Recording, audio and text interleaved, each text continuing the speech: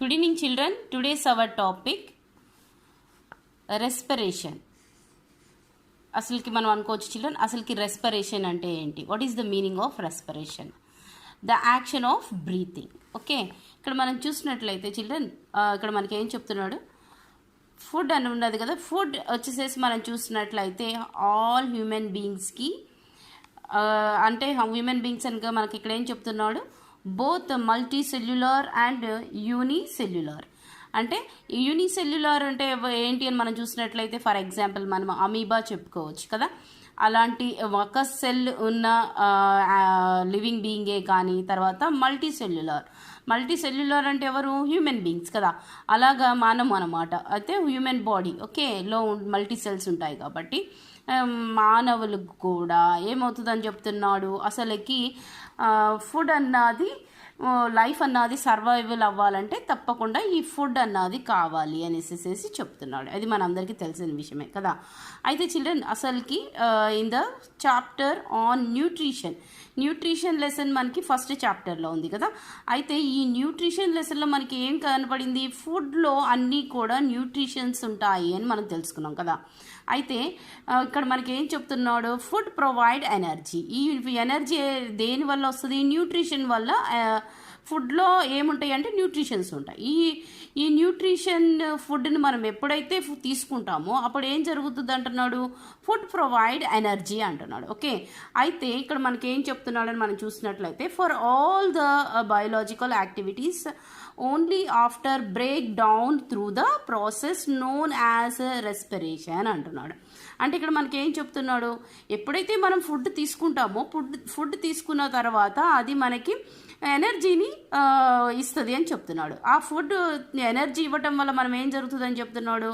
All biological activities, అంటే మనం morning లేచిన కాడ నుంచి మళ్ళీ మనం బెడ్ మీదకి వెళ్ళి తర్వాత మళ్ళీ మార్నింగ్ లేసేదాకా మనం చేసే యాక్టివిటీస్ అన్నిటికి కూడా ఈ ఎనర్జీ అన్నది ఉపయోగపడుతుంది అంటున్నాడు. అయితే ఈ ఎనర్జీ అంతా రావటానికి కారణం ఏంటి అనేసి మనం చూసినట్లయితే అది ఈ రెస్పిరేషన్ వల్లనే, అంటే మనం తీసుకునే బ్రీతింగ్ వల్లనే అని చెప్తున్నాడు అనమాట.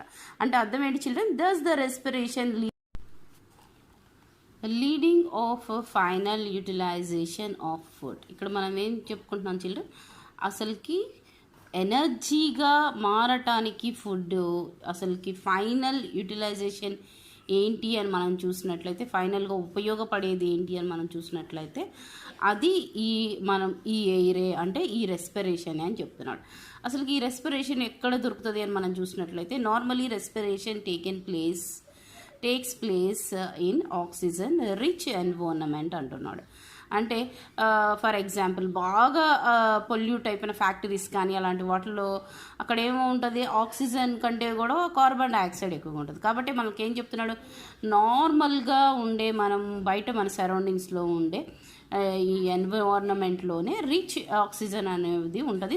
ఆ ఆక్సిజన్ మనం తీసుకోవటం వల్ల ఇదంతా జరుగుతుంది అని చెప్తున్నాడు. ఇక్కడ మనం చూసినట్లయితే cells of the living body, అంటే ఏవైతే సెల్స్ కలిగి ఉంటాయో అలాంటి లివింగ్ బాడీస్ గురించి చెప్తున్నాడు.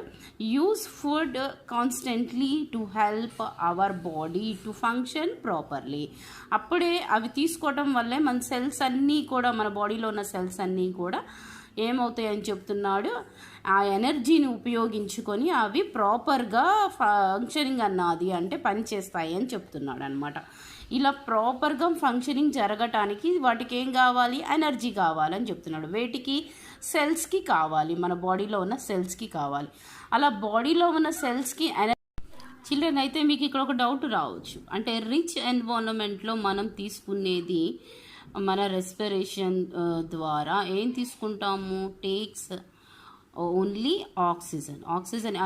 మనం ఎయిర్లో ఎన్నో గ్యాసెస్ ఉంటాయి, కానీ మనం తీసుకునే గ్యాస్ వచ్చేసి ఆక్సిజన్నే మాత్రమే.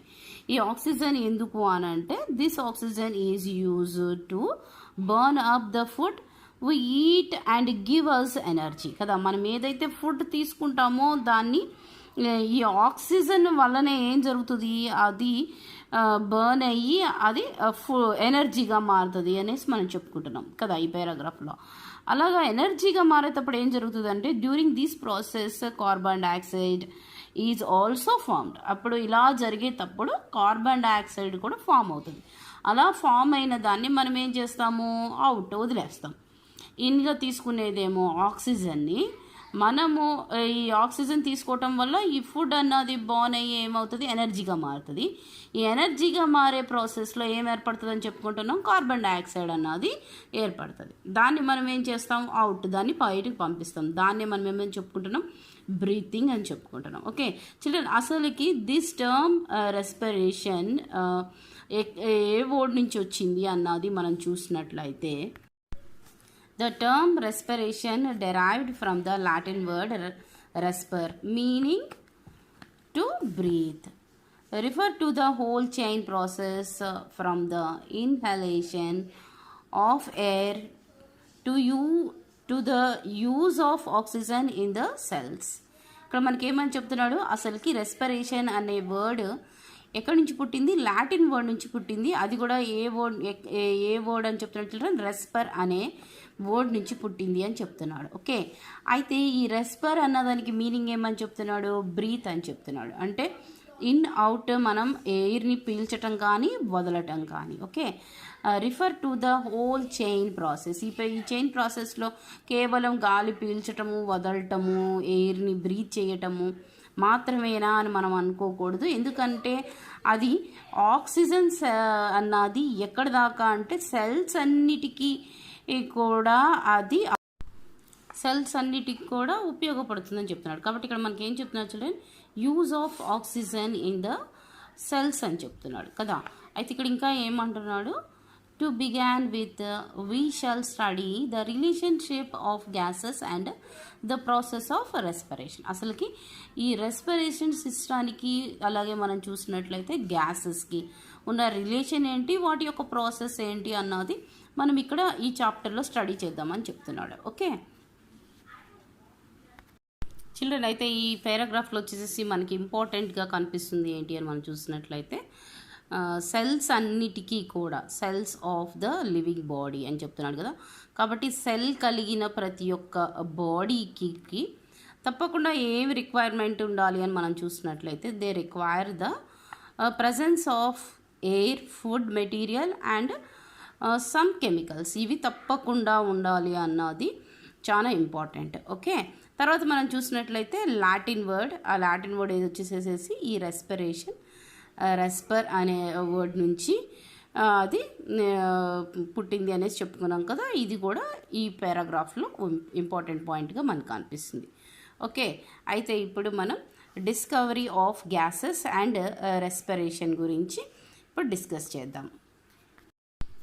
ఈ పారాగ్రాఫ్లో మనం ఫస్ట్గా చూసినట్లయితే చూడండి, ఇక్కడ ఏం చెప్తున్నాడు, the term respiration came in to use.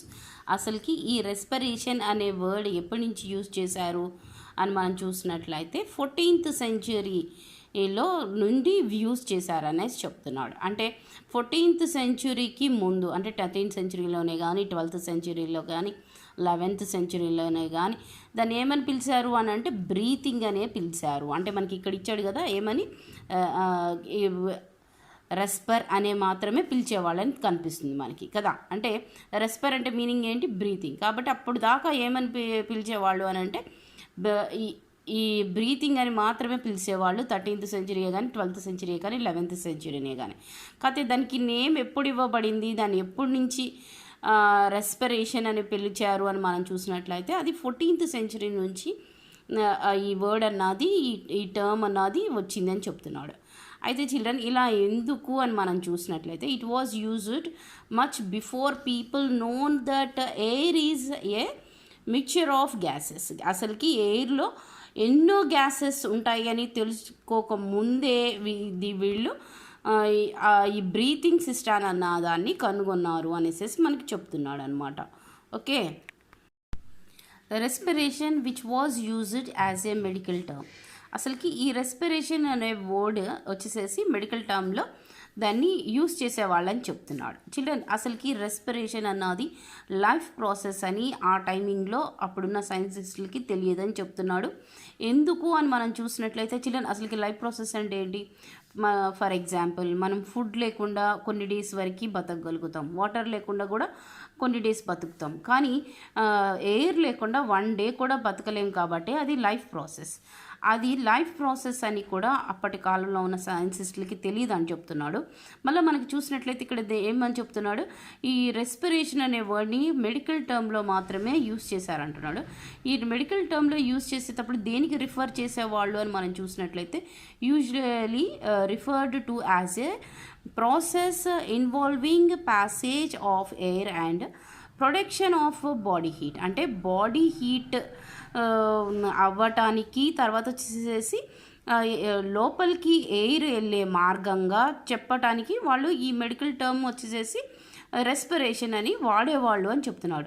అంటే ఈ రెస్పిరేషన్ అన్నది దేనికి ఉపయోగపడుతుంది అని అంటే బాడీలో హీట్ని పెంచడానికి, ఇంకొకటి వచ్చేసేసి ఆ వెళ్ళే మార్గంగా ఎయిర్ లోపలికి వెళ్ళే మార్గంగా, అదే మనం ఇక్కడ చెప్పుకుంటున్నాం కదా సెల్స్ అన్నిటికి కూడా ఎయిర్ వెళ్ళాలి అని చెప్పుకుంటాం కదా, దాని గురించి మనకి చెప్తున్నాడు అనమాట. ఓకే, నెక్స్ట్ మనకు వచ్చేసేసి 18th సెంచురీ గురించి చెప్తున్నాడు చిల్డ్రన్. 18th సెంచురీ దగ్గరకు వచ్చేళ్ళకే లవైజర్ అండ్ ప్రిస్లే అంటే జోసెఫ్ ప్రిస్లే గురించి చెప్తున్నాడు చిల్డ్రన్. ఆల్రెడీ మనం జోసెఫ్ ప్రిస్లే గురించి న్యూట్రిషన్ లెసన్లో మనము ఆయన గురించి డిస్కస్ చేసాం. ఆయన ఏం చెప్తున్నాడు, అసలుకి ఆక్సిజన్ అన్నది ఎలాగా డిస్కవర్ అయ్యింది అన్నది మనకు చెప్పాడు. గ్యాసెస్ ఎక్స్చేంజ్ అన్నది గురించి కూడా మనకు చెప్పాడు. మనం చూసినట్లయితే ఫస్ట్ లెసన్ ఇక్కడ మనం చూస్తాం కదా, జోసెఫ్ ప్రిస్లే ఎక్స్పెరిమెంట్ ఇది వచ్చేసేసి O2 తర్వాత CO2 అంటే కార్బన్ డైఆక్సైడ్ తర్వాత ఆక్సిజన్ రెండు ఏ విధంగా గ్యాసెస్ ఎక్స్చేంజ్ చేసుకోవటం వల్ల ఈ ఎక్స్పెరిమెంట్ మనందరికీ తెలుసు. నేను ఈ ఎక్స్పెరిమెంట్ గురించి ఫస్ట్ లెసన్లో ఎక్స్ప్లెయిన్ చేశాను, కావాలంటే మీరు ఆ లెసన్ని చూడండి. ఓకే, అయితే ఇక్కడ మనకి ఆ గ్యాసెస్ ఎక్స్చేంజ్ గురించి మనకి చెప్తున్నాడు.